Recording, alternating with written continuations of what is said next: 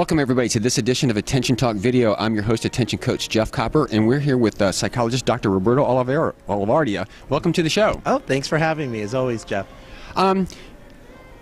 When it comes to ADHD, sleep is an issue. Everybody talks about some of that stuff, but nobody ever, I've never seen anybody, what is sleep? It seems to me that's the most basic thing. Can you tell us what sleep is?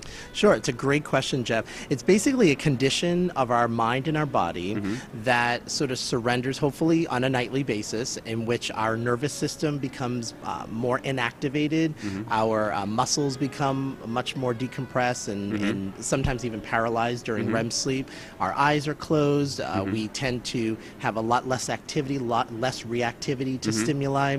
And actually, sleep is combined with a lot of anabolic processes, which means that there's a lot of growth in our immune system, our nervous, muscular, and skeletal system. And there's also a lot of activity that goes on mentally that basically works as a rejuvenation process and helping us conserve energy for the next day. You said something I thought was really important right there, is surrender your mind. That, like, giving up to let yourself kind of go to sleep is kind of an interesting thing to me. That has to happen, and I believe that you've told me before that that's actually an executive functioning process. Is that right? Absolutely. That for people with ADD, sleep is a very big problem, a big issue, and trouble falling asleep is probably the #1 issue that I hear from my clients. And part of that is that idea is that to fall asleep, you need to sort of surrender your mind and singularly focus on getting to sleep.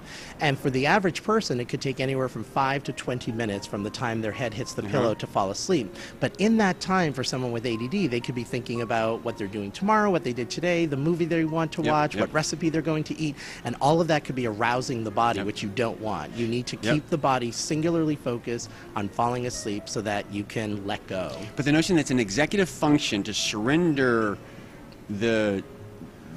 your motivation to focus in on those thoughts, just to let them go and let them kind of run wild, that's just fascinating to me. And we talk so much about executive function and difficulties, it makes some sense to me based off that why those with ADHD might have more difficulty going to sleep. Definitely, because when you think about even proper sleep hygiene requires proper time management, proper organization, setting up your environment in a certain way so that you're going to sleep at a proper time, all of which are executive functions. And when sleep deprivation, when people don't have good sleep hygiene, that only exacerbates their ADD traits, and people then with ADD have a hard time falling asleep, and it just becomes a big cycle. You've talked to me a little bit before. What goes on while you're actually sleeping is the notion of your brain almost takes information and kind of reorganizes it, almost like defragging. Can you speak to that for a second? Absolutely. That during REM sleep, which is the period of sleep in which we're dreaming, our mind actually is doing a lot. It's basically taking and synthesizing and consolidating information, much like a defragmentation process.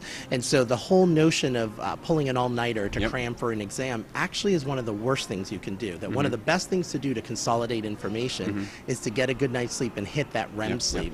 Otherwise, you're doing triple, quadruple the effort. It's interesting because for our not tech-savvy people either, defragmentation is like a computer when it goes and grabs all the information and clumps it together so it's more organized in a central location so it's easier to retrieve. And so what I'm hearing is if you learn some information, it's good to get a good night's sleep so the brain can organize it so you can get to it efficiently as opposed to having to spin looking for itself. So that actually is fascinating to me. Absolutely, because it's equivalent to then in the morning, you know, everything's in one location as opposed to needing to get your keys here and your pocketbook here and your wallet here. So sleep is very, very important, but something that people with ADD often resist in a lot of ways. I can see how it's difficult. Well, thank you very much for coming on the show. It's been very insightful. Sure, thank you, Jeff. Take care.